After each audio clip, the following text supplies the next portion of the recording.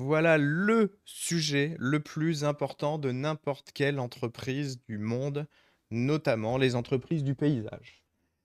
Comprendre la vente, savoir vendre, savoir faire vendre, donc savoir faire acheter, du coup. Quand je dis savoir faire vendre, c'est ton équipe qui doit vendre.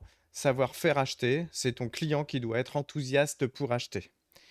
La compétence de vente est celle qui manque le plus à tous les artisans du monde entier, qui sont des bons faiseurs, des très mauvais vendeurs la plupart du temps. Pourtant, si tu sais vendre, si tu sais créer un écosystème de vente complet, alors ça va te permettre de vendre mieux, plus cher, plus souvent. Meilleure marge, plus de ventes, donc moins de devis à créer pour plus de résultats, plus de marge à la fin, donc plus de sous dans ta poche, dans celle de ton équipe, dans ton entreprise pour la faire tourner, pour la rendre à l'aise. Si tu crois, souvent on a des gens comme ça qui arrivent vers nous qui nous disent ben moi j'ai besoin d'embaucher, j'ai besoin de ci, j'ai besoin de ça, et quand on regarde les marges, elles sont claquées au sol. Donc ils ne peuvent pas embaucher, donc ils sont obligés de bosser 60, 70 heures, 80 heures par semaine. Donc si on remet ça à un temps, on va dire moyen, général, tranquille de travail, et qu'on va dire, bah viens, tu fais 45 heures, ça veut dire que tu ne peux pas embaucher, parce que toi, ton salaire couvre déjà quatre bras, et donc ça ne marche pas, en fait, le système est pas bon. Donc on va voir vraiment ça aujourd'hui, et on va détailler de quoi est fait un bon écosystème de vente. Alors, un bon écosystème de vente, ça n'est pas une technique de vente. La technique de vente, ça fait partie de la vente, mais la technique ne suffit pas. Ce qu'il faut comprendre en fait dans la vente, c'est qu'un achat pour un client, c'est un parcours. Entre le moment où il comprend son besoin, enfin où il voit son besoin, entre le moment où il va se décider à acheter celui qui a la solution à son problème, à son besoin, eh bien il va se passer du temps. Ce temps, il est utilisé par le client pour créer de l'envie, pour comprendre en fait ce qu'il peut faire dans son espace, dans son jardin par exemple, de voir un peu les solutions, de comparer éventuellement, et donc en fait de générer en lui de l'envie d'avoir tel ou tel type de produit, de jardin, de... voilà. Et il doit aussi générer un autre truc qui est un peu plus long pour le coup, c'est la confiance. Il doit prendre confiance dans celui ou celle, dans quelle équipe, dans quelle entreprise il va mettre ses ronds pour être sûr de ne pas être déçu et donc d'être satisfait. Et un client n'exprimera jamais sa satisfaction en disant je suis super satisfait, super content. La plupart du temps, il va dire je ne suis jamais déçu. Ce qui prouve bien que la déception est beaucoup plus importante que la satisfaction, la non-déception. Donc la vente, c'est pas un moment, c'est un parcours. L'idée, c'est qu'il faut arrêter de penser vente égale devis plus signature. Ça marche pas tout à fait comme ça. Un entrepreneur qui réussit ne vend pas, il guide son client. C'est de la vente par conseil. Ça, c'est la meilleure des subtilités. Ça veut dire que si je suis là pour conseiller, je suis pas là pour vendre tout de suite, rapidement. Et alors, l'avantage de ça, c'est que l'air de rien, quand on crée des vendeurs comme ça qui vont créer un parcours de vente sur le conseil, sur du guide, en fait, ils vont vendre plus vite. Au final, ils vont vendre plus vite parce qu'ils ne veulent pas se presser. Oui, c'est étrange, c'est comme ça. Du coup, on va structurer sa démarche. Ça veut dire que pour guider efficacement un client, il faut un écosystème complet où on connaît les étapes à l'avance par lesquelles doit passer mon client pour prendre confiance et pour monter son envie de plus en plus. Et ici, on va devoir être cohérent parce que c'est exactement là qu'est la clé du succès d'un bon parcours de vente. C'est quand c'est cohérent, quand tous les éléments de votre écosystème commercial s'enchevêtrent avec votre vision d'entreprise, votre mission d'entreprise, votre client idéal. Quand tout ça résonne parfaitement, alors l'achat va se faire. Et je parlerai bien d'achat ici. Donc, si vous souhaitez augmenter vos ventes et vos marges sans créer de fiction, la solution, c'est de repenser fondamentalement son approche commerciale, son approche de vente pour créer un parcours client fluide, logique, cohérent, qui sait prendre le temps nécessaire. Sans prendre son temps, il prend le temps nécessaire. Alors, du coup, c'est quoi un écosystème de vente? Avant de vous donner un petit peu plus de détails, c'est ce que le client voit de vous, de votre entreprise, de vos réalisations. C'est pour ça que beaucoup travaillent l'identité visuelle, le support de communication, la présence en ligne, etc. Mais attention, ça n'est qu'une partie. Souvent, on travaille très très très très bien ça. Le reste, pas trop trop. Ce que le client entend, c'est-à-dire votre discours, vos arguments, mais aussi les témoignages à votre sujet, des autres clients, mais aussi ce que vous diffusez comme témoignage. Ça, on le gère souvent à beaucoup moins. Ok. ce que le client ressent. Et en fait, c'est ici qu'est la clé principale de l'achat. Les émotions générées par vous, votre approche, votre marque, ce qu'ils vont avoir, en fait, ce qu'ils vont ressentir dans leur jardin. Parce que c'est ça qu'ils achètent, les gens. C'est pas un jardin, mais ce qu'ils ont envie de ressentir quand leur jardin sera créé, fait, entretenu et qu'ils n'auront pas eu à le faire. En fait, on va parler toujours d'émotions dans la vente parce que c'est ça qui guide les comportements des acheteurs. Et donc, du coup, ce que vit le client, c'est super important parce que ce que vit les clients, c'est l'expérience globale est bonne. Si la découverte, de la découverte de votre entreprise à l'après-vente, tout est nickel, alors vous aurez plus des clients, vous aurez des ambassadeurs de marque. Et pourquoi on aura des ambassadeurs de marque? Parce que ce qu'on va leur faire vivre, eh bien, ça va leur donner à ressentir des émotions beaucoup plus saines, sereines, fortes, etc., etc. Et ça, en fait, on peut être tout à fait maître de ça. Donc, un écosystème de vente efficace, et je dis bien efficace, ça va bien au-delà de la simple réponse téléphonique quand on répond et de l'envoi d'un devis par mail en disant à ton client démerde-toi. Comprends ce devis, débrouille-toi, je t'explique rien. Même si le devis il est bien foutu selon toi et tout ça, c'est pas ça comme ça que ça fonctionne. Donc c'est vraiment un ensemble d'étapes. Alors, un exemple de ce genre d'étapes, des étapes qu'on peut imaginer. Première chose à comprendre, c'est que un client ne sera pas en confiance tant qu'il n'aura pas eu 7 points de contact minimum avant son rendez-vous de vente. Avant son rendez-vous de vente. Les points de contact, ça peut être des petites choses. Il a vu une publicité, il a eu une recommandation. On estime même qu'une recommandation, un bouche à oreille, ça vaut 4 points de contact d'un coup. Parce qu'en fait, la confiance a été transférée. Quelqu'un lui a dit, tu peux y aller les yeux fermés, ils sont super. 4 points de confiance gagnés. Il en manque plus que 3. Tant mieux. Mais en tout cas, là où il faut être cohérent, c'est que nos publicités, nos communications vers l'extérieur, nos appels vers des clients et tout ce qui fait partie de l'acquisition de clients, qu'elles soient passives ou proactives. La recommandation, le bouche à oreille pur, c'est du passif. Nous, on n'aime pas trop. Ça fonctionne très bien, mais ça peut s'arrêter, ça peut avoir des fluctuations. Donc, une entreprise qui a beaucoup de fluctuations, c'est une entreprise qui n'est pas solide. Nous, on aime bien faire construire des entreprises solides. Néanmoins, et en plus, d'ailleurs, le bouche-oreille, c'est une recommandation qu'on ne maîtrise pas. Donc, ça veut dire que le premier lien émotionnel de notre prospect, on ne le maîtrise pas. Nous, on aime bien obtenir des recommandations. Et quand on les a obtenues, du coup, on peut agir sur notre prospect en le contactant d'une certaine manière, en lui envoyant des choses d'une certaine manière, pour justement qu'il ait une première extrêmement bonne impression de nous, où il se sent déjà chouchouté. Ensuite, ils vont atterrir sur quelque chose. Alors là, j'ai mis des exemples numériques, mais c'est pas que ça, pas du tout que ça. En tout cas, on peut tomber sur ce qu'on appelle une page d'atterrissage en ligne, c'est-à-dire un endroit où tu vas obtenir des renseignements sur l'entreprise, où on va te guider tranquillement, ou éventuellement sur ta page Facebook, ta page Insta, etc., etc. Mais attention, ce n'est pas des étapes obligatoires, c'est juste un exemple de point de contact avant le rendez-vous client. Prospect va aller vérifier, l'image doit rassurer, si on a quelque chose dans l'image, etc.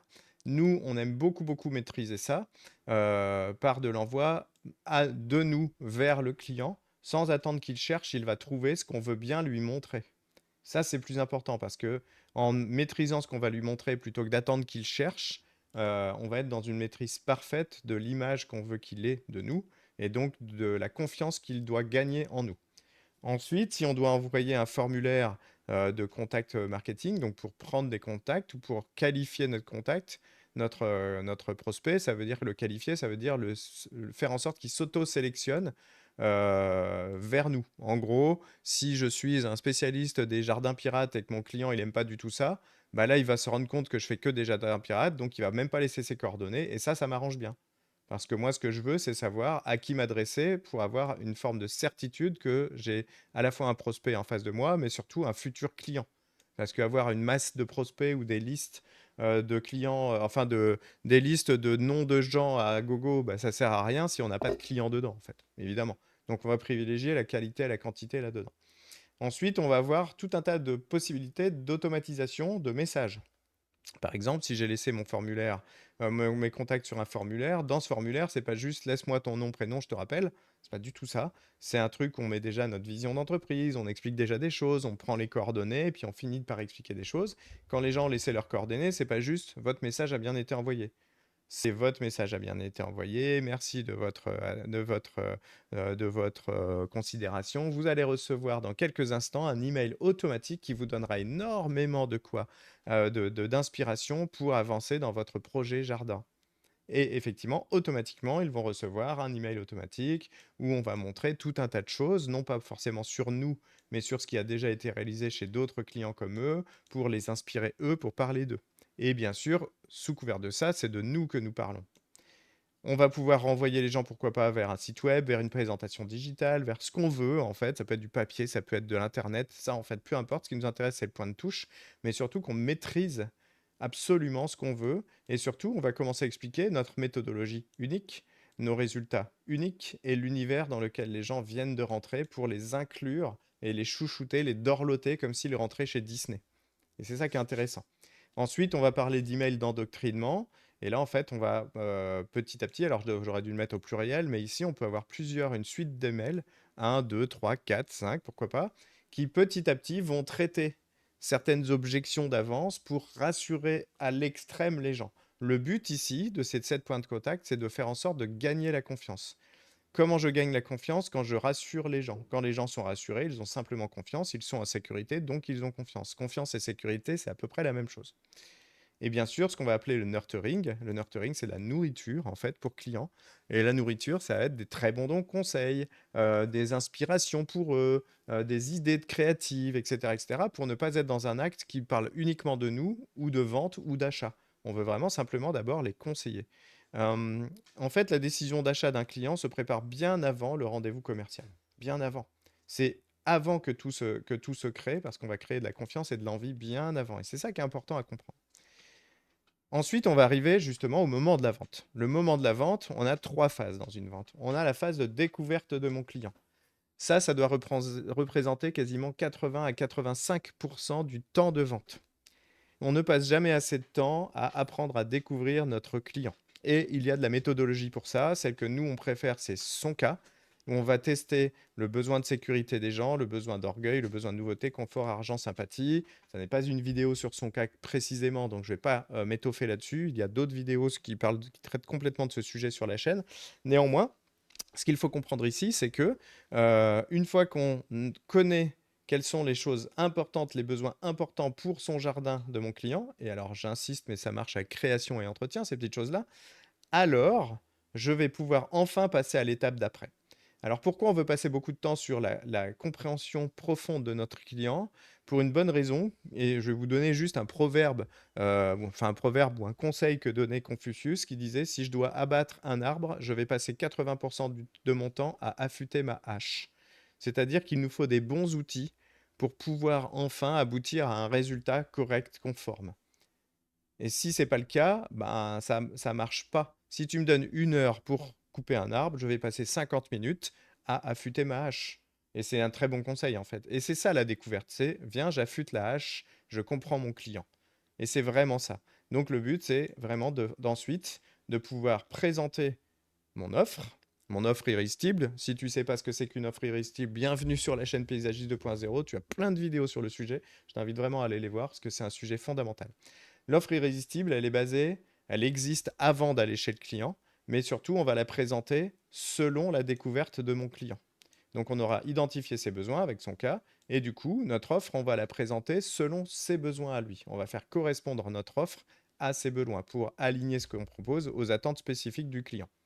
Le but de cette histoire, c'est que le client se dise, mais waouh, c'est exactement fait pour moi, c'est incroyable. Et le but, c'est aussi de montrer l'adéquation entre nos offres, notre savoir-faire et le besoin de mon client, bien entendu. Mais surtout, ce qu'on veut, c'est qu'ils se disent, mais waouh, les autres, ce qu'ils m'ont proposé, j'ai rien compris, c'est tellement pas adapté, c'est pas parfait et tout. Et vous, juste, j'ai envie d'acheter. Et c'est là qu'on va générer beaucoup d'envie également. Et puis, on va bien sûr, entre-temps, obtenir l'adhésion du client. Ça, c'est quand on explique notre offre, quand on la pitch. Eh bien, il y a tout un tas de moments où on s'arrête de pitcher pour questionner à nouveau le client, pour lui faire valider certaines étapes, parce que s'il valide lui, en fait, il est en train d'acheter dans sa tête, encore plus. Et c'est ça qui est intéressant. Donc l'écosystème de vente et la technique de vente sont des choses absolument essentielles si tu veux avoir des taux de transformation qui sont très très bons, tout en étant même le plus cher du quartier. Ça, c'est pas gênant en fait, on s'en fiche. Dernière étape de la vente, tu as découvert ton client, tu as pris le temps pour le faire, tu as expliqué ton offre en fonction de ce que tu as découvert chez ton client pour que ce soit adapté à lui, et il restera toujours des objections. Les objections, il faut voir ça comme des questions en suspens qu'il te reste à ton client. Faut pas prendre ça ni pour ni contre toi, c'est pas du tout le débat. Quelqu'un qui va te dire c'est trop cher, c'est sûrement que le problème c'est la valeur perçue plutôt que le coût. C'est trop cher par rapport à quoi? D'ailleurs, un client qui arrive avec un c'est trop cher, ça veut juste dire un truc qu'on n'a pas très bien traité le sujet de l'argent ici, c'est-à-dire qu'on n'a pas été gratté sur son budget. Si on ne sait pas combien il a dans sa poche, comment il estime ce budget, pourquoi il a ce budget et pas un autre, qu'est-ce qui fait qu'il a créé ce budget. Donc ça, c'est vraiment un endroit où nous, on travaille beaucoup, beaucoup, beaucoup avec nos partenaires et nos clients pour justement leur apprendre à aller obligatoirement avoir le budget des clients avant de passer à la suite de la vente, toujours, toujours, parce que sinon, on va se mettre les pieds dans le tapis de ce genre de choses. Je dois réfléchir, c'est typique, c'est ici une fausse barbe, obligatoirement. Il y a forcément des hésitations qui ne sont pas je vais réfléchir, mais autre chose. Souvent, je vais réfléchir cache quelque chose. C'est pour ça qu'on appelle ça une fausse barbe. Donc ça s'apprend à traiter.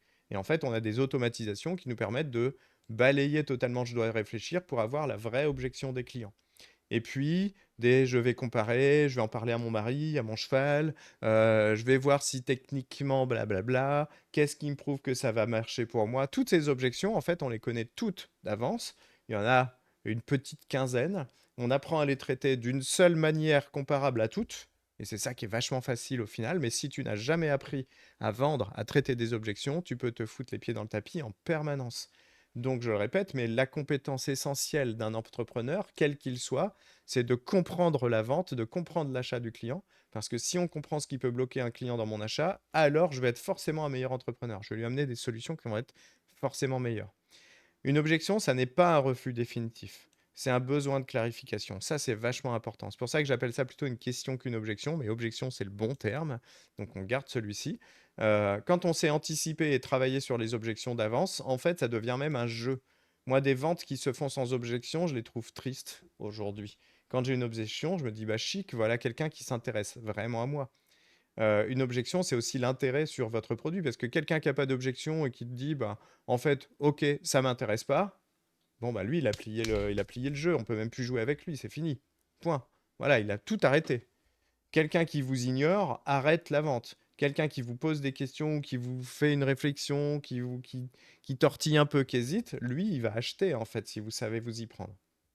Or, on voit des ventes qui s'arrêtent aux objections tout le temps, tout le temps, tout le temps. Et surtout, ce qu'il faut comprendre, pour finir avec ça, c'est que la fin de la vente n'est pas la fin de la vente. Il y a un petit truc qu'on appelle la LTV, ce qu'on appelle la lifetime value, c'est-à-dire la valeur de la durée de vie du client. Alors ça, c'est une notion importante, c'est que souvent quand on a fini chez un client, par exemple une création, on le rappellera peut-être jamais. Si on n'a pas réussi à lui vendre l'entretien courant et le forfait entretien à l'année, ben on le reverra peut-être jamais, on le recontactera peut-être même jamais. C'est une erreur absolue parce que mon client qui m'a acheté un jour quelque chose peut aller me faire des ventes additionnelles plein de fois dans l'année, plein de fois dans les années qui vont suivre et plein de fois déjà dans la même année. Entretien, extension, garantie complémentaire, offre, décoration, nouvelle plantation, nouveau massif, etc., etc. Donc ça, c'est des ventes additionnelles, mais les ventes ultérieures également, c'est-à-dire dans le suivi, dans la maintenance, dans les nouveaux projets, ça ne faut pas les oublier. Dans les recommandations, si je ne recontacte jamais mes clients, je n'aurai pas mes X recommandations que je dois obtenir par client. Donc, je n'aurai pas les 3 clients que ramène un client, parce que c'est ça la norme, normalement. Donc, je ne pourrai pas lui proposer mes parrainages, je ne pourrai pas lui demander son avis client qui va m'aider à faire gagner la confiance des nouveaux clients. Je n'aurai pas de témoignage actif, je n'aurai pas tout ça si je laisse choir mon client à la fin du travail avec lui. Et donc, nous, ce qu'on veut, c'est qu'un client, quand il arrive chez vous, en fait, il a un coût. Si vous faites de la publicité, il a un coût publicitaire. Si vous faites juste du bouche à oreille, ben en fait, il a un coût d'attente, l'air de rien. Ce coût, il est intéressant de le connaître parce que on va aussi voir le chiffre d'affaires moyen par client sur X années. Et on devrait savoir combien de temps dure un client chez nous. Est-ce qu'il dure l'équivalent de 3 mois ou est-ce qu'il dure l'équivalent de 8 ans? Parce que c'est pas du tout la même chose. Si un client, il vous dure 8 ans et que vous avez tout le temps des ventes ultérieures, additionnelles, qui vous amènent tout le temps des recommandations, etc., en fait, votre valeur sur le temps de vie du client est énorme. Et donc, vous n'avez plus besoin d'avoir des milliers de clients nouveaux. Il vous faut juste une base de clients solide qui va permettre de l'étoffer petit à petit, cette base de clients, mais surtout de pouvoir les faire revenir, etc., etc. Parce qu'en fait, une entreprise, elle veut pas des milliards de clients. Elle veut servir les clients qu'elle préfère parce qu'elle sait les servir, parce qu'elle a quelque chose de parfait pour eux, ce qu'on appelle le client idéal. Et si on laisse tomber chaque client à la fin, bah en fait, on n'a pas que des clients idéaux. Et ça, c'est très emmerdant. Donc, pour récapituler, les piliers d'un écosystème de vente en béton qui va vous permettre d'avoir des taux de transformation qui sont excellents, compris entre 60 et 80%, quoi que vous vendiez, eh bien, ça fonctionne comme ça. Minimum 7 points de contact avant que nous avons maîtrisé pour construire la confiance.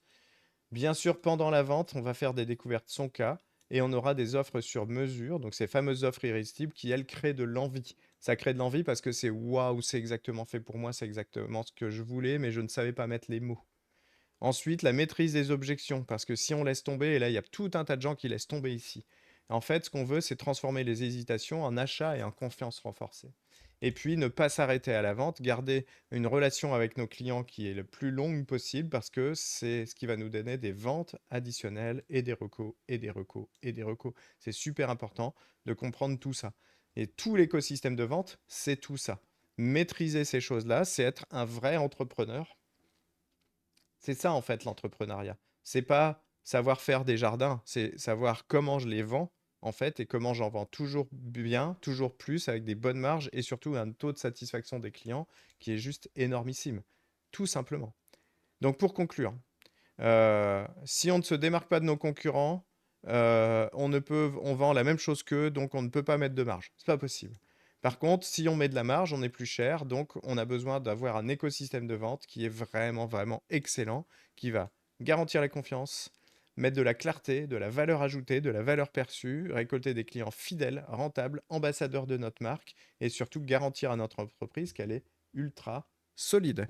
Maintenant, si tu sais pas faire ça tout seul, c'est normal. Tu prends ton rendez-vous, tu as un lien juste en dessous où tu cliques, tu prends un rendez-vous, ce sera en visio. Nous restons, allez, entre un quart d'heure et une demi-heure ensemble. Le but, c'est vraiment de récolter les chiffres de ton entreprise, de récolter l'état d'esprit de ton entreprise et de toi, bien entendu, de récolter tes objectifs. Et à partir de là, nous, on va te créer un plan d'action complet qui va te permettre de savoir quoi faire, comment le faire et pourquoi le faire. Enfin, comment le faire, hein, c'est un peu prétentieux, mais en tout cas, tu auras des très bonnes pistes là-dessus. Et surtout, bah, dans l'ordre, parce que ça va te permettre de bâtir une entreprise beaucoup plus solide, qui va te permettre aussi de te rémunérer mieux, de peut-être travailler moins, d'avoir une équipe solide derrière, etc., etc.